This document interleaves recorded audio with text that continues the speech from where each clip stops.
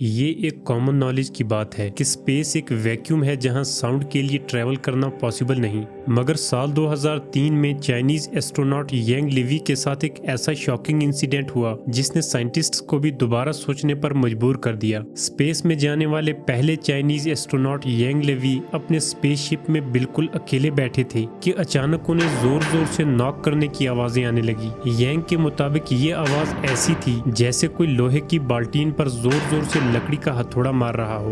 यांग ने जब ये भयानक आवाजें सुनी तो वो काफी घबरा गए और कंप्यूटर में देखने लगे कि कहीं ये स्पेसशिप के टूटने की आवाज तो नहीं, मगर देखा कि स्पेसशिप में सभी चीजें बिल्कुल नॉर्मल थी। इसके बाद यांग ने खिड़की से बाहर देखा मगर उन्हें कोई नजर नहीं आया और वो 21 घंटे तक लगातार ये आवाजें सुनते रहे। ऐसा क्लेम करने वाले यांग अकेले एस्ट्रोनॉट नहीं है, बल्कि साल 2005 में स्पेस में इसी तरह की आवाजें 3 और एस्ट्रोनॉट्स ने भी सुनी।